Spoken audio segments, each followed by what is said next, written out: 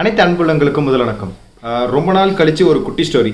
ஏன் அப்படின்னா ரொம்ப முக்கியமாக எனக்கு இந்த ஸ்டோரி ரொம்ப பிடிச்சிருந்தது. இது வந்து சுதா மூர்த்தி அப்படின்னு சொல்லிட்டு ஒருத்தங்க எழுதின புத்தகத்தில் இருந்து இருக்கிற ஒரு adaptation of a story. So எப்படி வந்து கடல் நீர் வந்து உப்பாச்சு அப்படின்னு சொல்லின கதை தான் இந்த கதை. ஸோ கதைக்குள்ளே போகலாம். முதல்ல வழக்கம் போல் ஒரு ஊரில் வந்து அந்த கடல் வந்து ரொம்ப சுத்தமாக இருந்தது தான். உப்பாலாம் இருக்காதான், நார்மல் குடிநீர் மாதிரி தான் இருந்தது. ரொம்ப சுத்தமாக இருந்தது. அந்த ஊரில் மொத்தம் 3 பேர். யார் அப்படின்னா, ஸோ கௌதமோட தம்பி, அதுக்கப்புறம் கௌதமோட ஒய்ஃப். ஸோ கௌதமோட தம்பி வந்து ரொம்ப நல்லவன். அவன் என்ன செய்கிறான்னா, அவங்க அண்ணன் வீட்டில் தான் ஸ்டே பண்ணியிருக்கான். ஸோ கௌதமோட ஒய்ஃப் என்ன செய்கிறாங்க அப்படின்னா, கௌதமோட தம்பிக்கு நிறைய வேலை கொடுத்துக்கிட்டே இருப்பாங்க. அந்த பையன் ரொம்ப நல்ல பையன் இருந்தாலும் வேலை செய்யின்னு கொடுத்துட்ருப்பாங்க. ஏன்னா நான் தான் உனக்கு சாப்பாடு நான் தான் செஞ்சு போடுறேன், ஸோ நீ நல்லா வேலை செய்யணும்லாம் சொல்லிட்டு இருப்பாங்க.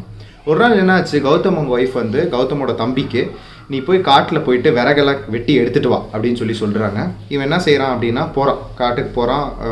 போயிட்டு கஷ்டப்பட்டு எல்லாத்தையும் வெட்டிட்டு, தேவையான மரங்கள் ப்ளஸ் விறகு எல்லாத்தையும் வெட்டிட்டு வர்றதுக்கு கொஞ்சம் லேட் ஆகிடுச்சு. உடனே கேள்வி என்ன கேட்குறாங்கன்னா, எடுத்துகிட்டு வரதுக்கு இவ்வளோ நேரமா, மரத்தை எடுத்துகிட்டு வரோம் இல்லை விறகு எடுத்துகிட்டு வரதுக்கு இவ்வளோ நேரம் ஆகுதா அப்படின்னு சொல்கிறாங்க.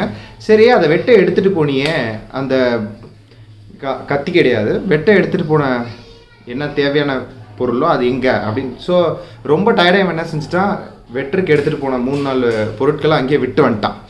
ஸோ நீ போயிட்டு அதை எடுத்துகிட்டு வர அப்படின்னு சொல்கிறாங்க. ஸோ ராத்திரி நேரம் இருந்தாலும் சரி, நீ எடுத்துகிட்டு வந்தால் நான் வீட்டில் விடுவேன்னு சொல்லி கௌதமோட ஒய்ஃப் கௌதமோட தம்பிக்கிட்ட சொல்லியிருக்காங்க. ஸோ உடனே என்ன ஆகுது அப்படின்னா, அவன் போகிறான். நைட்டு ஒரு 11 மணிக்கிட்ட போகிறான், காட்டுக்குள்ளே போகிறான். போய் தேடுறான், அந்த நிறைய இடத்துல தேடுறான். அந்த 3-4 பொருட்கள் வெட்டுறதுக்கான இந்த ஆக்ஸு ப்ளஸ்ஸு இந்த நிறையா பொருட்கள் இருக்குது. ஒரு 4-5 பொருட்களை வந்து அங்கே தேடுறான், கிடைக்கவே இல்லை. அப்புறம் என்ன பார்க்குறான்னா, ரொம்ப டயர்டாகிட்டு தூரத்தில் ஒரு சின்ன வெளிச்சம் தெரியுது. அவன் அந்த வெளிச்சத்தை நோக்கி போகிறான். போய் பார்த்தா அங்கே வந்து ஒரு 4-5 பேர் டென்ட் மாதிரி போட்டு உள்ளே வந்து இருக்காங்க. விறகு பற்ற வச்சுட்டு பார்த்தா இவனோட பொருட்கள் எல்லாம் அங்கே தான் இருந்திருக்கு. ஸோ பொருட்களை எடுத்துட்டு சரி கொஞ்ச நேரம் அவங்க வந்து அங்கே டான்ஸ் ஆடிட்டு இருக்காங்க அந்த 4-5 பேர். ஸோ அவங்க விறகு வச்சு நெருப்பத்தை வச்சு தான் அப்படியே ஆஃப் ஆக போகுது. ஸோ கௌதமோட தம்பி என்ன செய்கிறான் அப்படின்னா, வெட்டி கொடுக்குறான். லைக் அந்த இன்ஸ்ட்ருமெண்ட் வச்சு நல்லா மரத்தை வெட்டி கொடுத்து, நீங்கள் இன்னும் நல்லா என்ஜாய் பண்ணுங்க. லைக் அவங்க டான்ஸ் ஆடிட்டு இருக்காங்க, ப்ளஸ் அந்த விறகோட சூட்டில் ஆடிட்டு இருக்காங்க. ஸோ ஃபுல் நைட் இப்படி போச்சு. ஸோ அடுத்த நாள் காலையில் என்ன ஆகுது அப்படின்னா, அவங்க வந்து நீ இல்லைன்னா எங்களுக்கு வெட்டுறதுக்கு எதுவுமே இருந்திருக்காது, நீ வெட்டி வச்ச மிச்சத்தை தான் எடுத்துகிட்டு வந்து நாங்கள் இங்கே விறகு நெருப்பு பொருத்தி இருக்கோம். ஸோ இந்த உதவி வந்து நாங்கள் மறக்கவே மாட்டோம். எங்களுக்கு சாப்பாடு கிடைக்காது, பட் இருந்தாலும் இந்த மாதிரி 4-5 பேர் சேர்ந்து இங்கே அப்பப்போ இந்த மாதிரி ஒன்றா கூடி பேசிகிட்டு இருப்போம், ப்ளஸ் டான்ஸ் ஆடிட்டு இருப்போம். நீ வந்து இந்த விறகு வெட்டுறதுக்கு ப்ளஸ் அந்த இன்ஸ்ட்ருமெண்ட் வச்சு வெட்டி கொடுத்தனால தான் நாங்கள் இந்த இரவை வந்து கொஞ்சம் சந்தோஷமாக கழித்தோம். ஸோ இதுக்கு பதிலாக உனக்கு ஏதாச்சும் நாங்கள் தரணுமேன்னு சொல்லிட்டு ஒரு மேஜிக்கல் ஃபேன் தராங்க. யாருக்கு? கௌதமோட தம்பிக்கு. ஸோ இந்த ஃபேன் என்ன செய்யும் அப்படின்னா, நீ அதுக்கிட்ட என்ன கேட்டாலும் உடனே அது கொடுத்துருமா. ஸோ கொடுத்துரும், ப்ளஸ் உனக்கு அந்த ஃபேனை நிறுத்தணும் அப்படின்னா இனாஃப் அப்படின்னு சொன்னால் போதும். ஸோ கௌதம் கிட்ட அந்த ஃபேனை கொடுத்துறாங்க. ரொம்ப சந்தோஷமாக. பட் நம்ம மக்களுக்கு தான் மைண்டில் டவுட் இருக்கும்ல. அந்த ஃபேனை எடுத்துகிட்டு வரான். கொஞ்சம் தூரம் வந்துட்டு அந்த ஃபேனை அப்படியே வச்சுட்டு, எனக்கு ஒரு நல்ல சாப்பாடு கொடு அப்படின்னு சொல்லி அந்த ஃபேன் கிட்ட கேட்குறான். பார்த்தா மேலே வானத்தில் வந்து சாப்பாடெல்லாம் அப்படியே விழுந்துக்கிட்டே இருக்குது.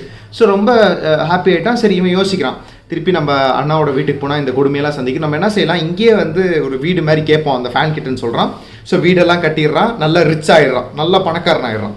ஸோ இந்த விஷயம் வந்து அவங்க அண்ணாவோட ஒய்ஃப்க்கு அதுக்கு போகுது. ஸோ அண்ணாவும் அண்ணாவோட ஒய்ஃபும் எப்படியோ இந்த விஷயத்தை தெரிஞ்சுக்கிட்டு காட்டுக்குள்ளே அவங்க வீடு கட்டின இடத்துக்கு வந்துடுறாங்க 2 பேரும். இவனுக்கு வந்து அண்ணா மேலே மரியாதைனால அண்ணா வந்தோடனே வாங்க வணக்கம் அப்படின்னு சொல்லிட்டு வரவேற்கிறான். உள்ளே வந்தோடனே அவங்க அண்ணாவோட ஒய்ஃப் என்ன சொல்கிறாங்க அப்படின்னா, இவனுக்கு தான் எதுக்குமே லாய்க்கு இல்லையே, இவன் எப்படி இவ்வளோ ஒரு பெரிய வீடை கட்டினா, நீ வேணா கேட்டு பாரு அப்படின்னு சொல்கிறான்.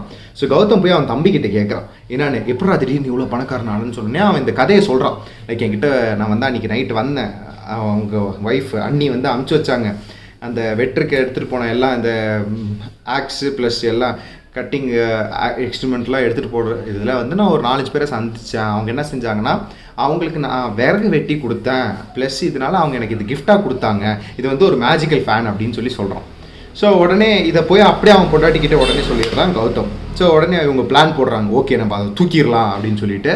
ஸோ கௌதமோட தம்பி தூங்கிட்டு இருக்கும் போது அந்த ஃபேனை தூக்கிட்டு ப்ளஸ் அவங்க வீட்டிலேருந்து நிறைய ரிச்சான பொருட்கள் எல்லாத்தையும் பேக்கில் போட்டு ஓடியே போயிடுறாங்க.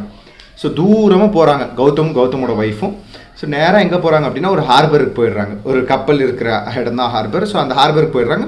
கப்பல் ஏறிடுறாங்க. ஏறிட்டு ஸோ அங்கே வந்து என்ன ஆகுது அப்படின்னா கேட்குறாங்க அங்கே இருக்கிற மக்கள், கப்பலில் இருக்கவங்க, நீங்கள் யாருன்னொடனே கௌதம் சொல்கிறாரு, நான் வந்து இங்கே தான் ஒரு உப்பு மண்டி வச்சுருக்கேன், நான் ஒரு பெரிய உப்பு மண்டி வச்சுருக்கேன், அதுதான் என்னோடய பிஸ்னஸ்ஸு.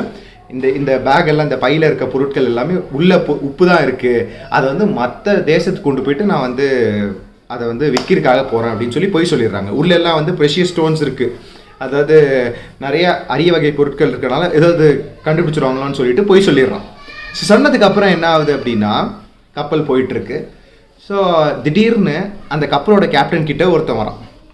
ஸோ அந்த கேப்டன் தான் கேட்டிருக்கேன் கௌதம் கிட்ட நீ யாருன்னு சொல்லிட்டு. கப்பலோட கேப்டன் கிட்டே ஒருத்தன் வந்துட்டு, நாங்கள் வந்து கிச்சனில் வந்து உப்பு மறந்துட்டோம், அந்த மூட்டையை வந்து ஹார்பர்லேயே விட்டுட்டோம், ஸோ சமைக்கிற போது உப்பு கிடையாது அப்படின்னோடனே கேப்டன் என்ன சொல்கிறாருன்னா, வெயிட் பண்ணு, எனக்கு தெரிஞ்ச ஒரு உப்பு வியாபாரி இங்கே தான் கப்பலில் தான் இருக்காரு, அவர் கேட்டால் என்ன ஒரு மூட்டை கூட தரமாட்டாருன்னு சொல்லிட்டு நேராக வரார். வந்துட்டு அந்த கௌதம் கிட்ட கேட்குறாங்க, ஒரே ஒரு உப்பு மூட்டை கொடுத்தீங்கன்னா எங்களுக்கு சமைக்கிறதுக்கு உப்பு இல்லை, நாங்கள் பண்ணிப்போம் அப்படின்னு சொல்லிட்டு.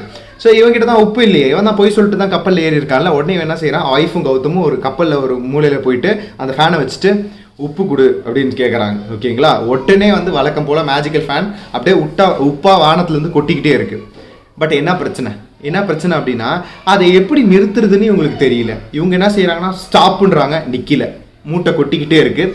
சீஸுன்றாங்க, நிற்கல. அதே மாதிரி டிஸ்கண்டினியூன்றாங்க, அப்பயும் நிற்க கிடையாது.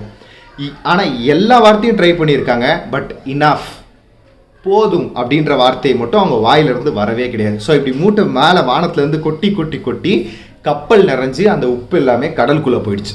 ஸோ நல்லா இருந்த கடல் இப்படி தான், கடல் தண்ணி வந்து இப்படி தான் உப்பாச்சுன்றது தான் இந்த ஒரு சின்ன கதை.